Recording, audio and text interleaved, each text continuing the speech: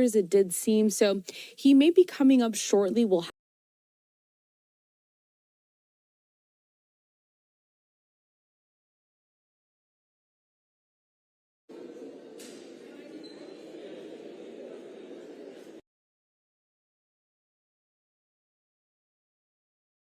Get over now to ABC 10's Brandon Ritterman, who's at the ABC 10 touchscreen.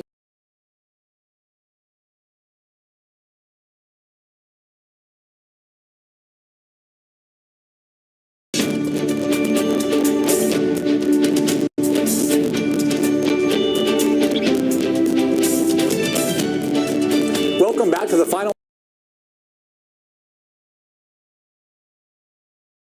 States have already called the presidential.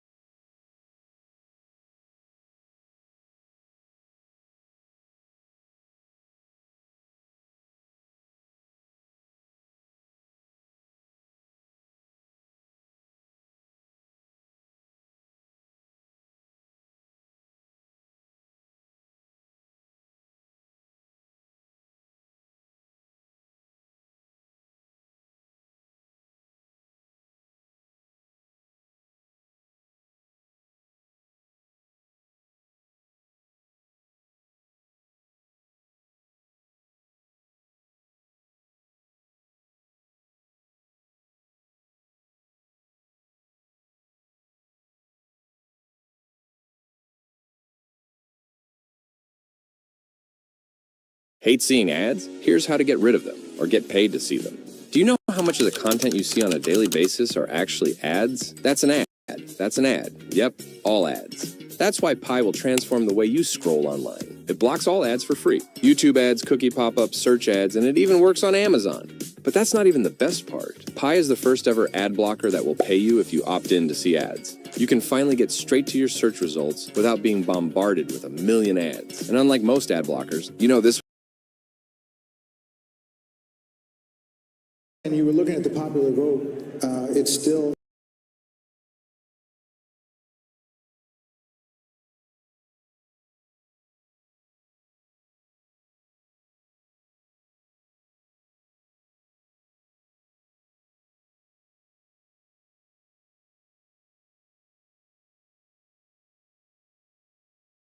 Pennsylvania. He was going to win them by significant double digits, but he won them that much more.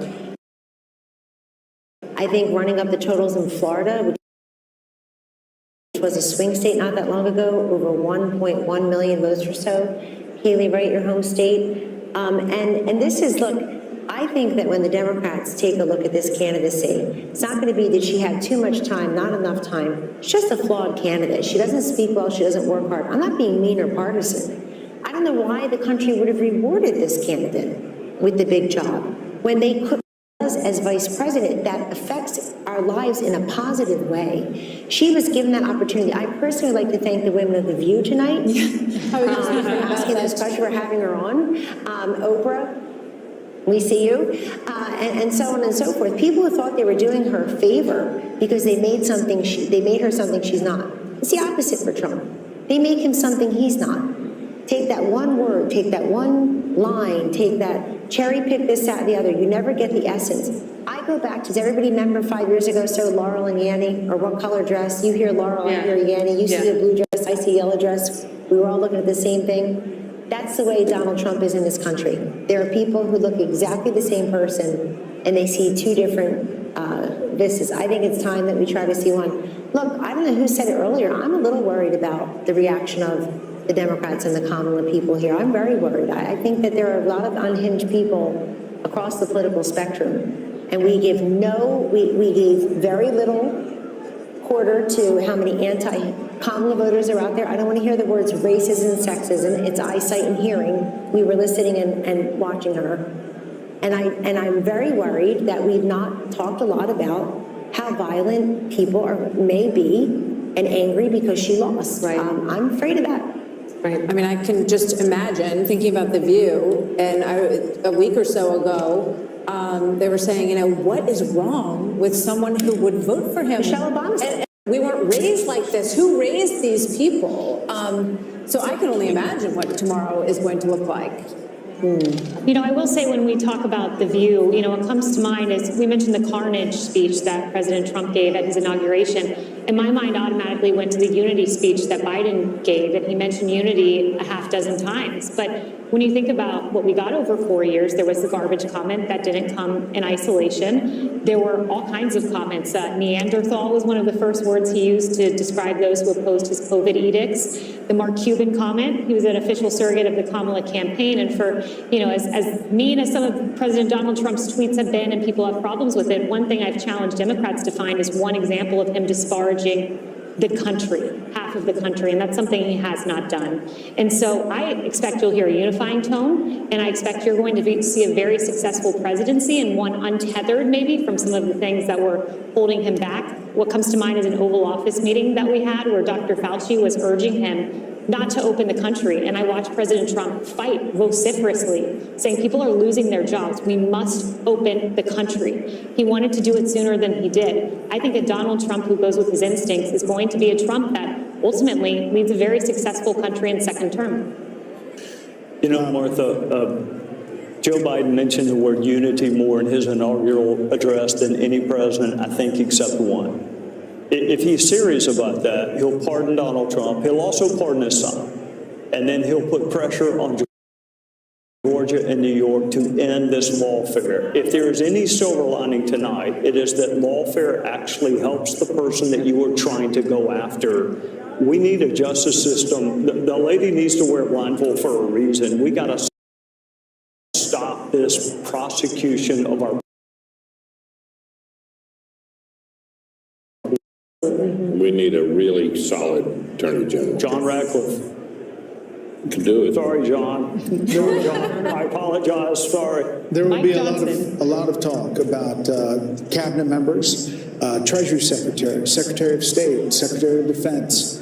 You've got Tom Cotton, Mike Pompeo. You have. Well, you also have a Republican bench.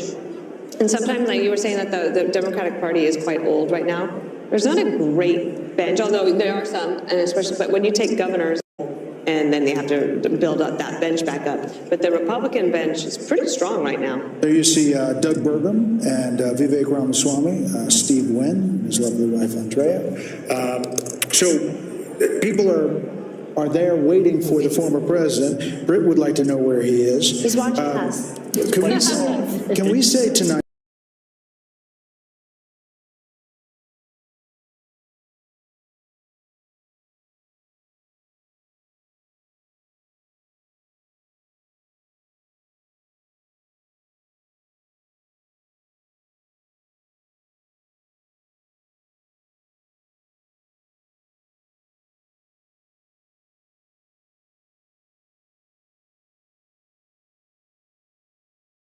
And then Hawaii, though, we have Kamala Harris at 0. Okay, so no numbers out of Hawaii yet. I'll try to see if I can get Trump's stream here on Instagram.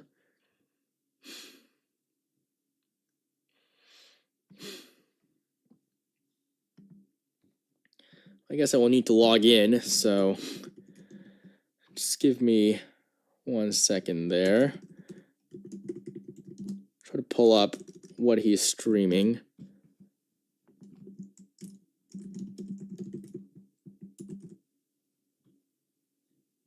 Yeah, it turns out I maybe don't know my password.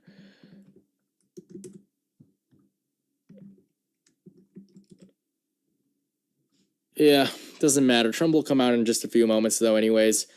What is AP waiting on? Yeah, let's see what they're waiting on. Let's see what their map is currently at. They're at Trump 248, Harris 214. I mean, they're kind of just coping at this point. I mean, there's no reason they shouldn't call these states. But I mean, I guess, you know, they want to be as confident as possible, as they would say. Alex, thank you so much. You did well tonight. If you decide to keep this shit up, I'll be tuning into this channel every election henceforth. Yeah, I'm definitely going to try my best to do that. Thank you so much for your support. Hope you enjoy the stream tonight. We are still 12,119 subscribers away at this point. Guess they'll update a little bit slower than that, but we're getting very close to 400,000. If you guys could hit that subscribe button, that would mean so much to me. I'd really appreciate it. CNN called Pennsylvania. Yep, they have. So Trump is at 266, according to CNN. He'll be at 270 very soon, maybe with the call of Wisconsin. I think if we wait here long enough, they will just call Wisconsin.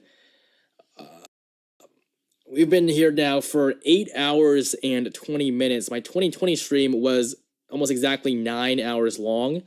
So we're probably going to break that record tonight, actually.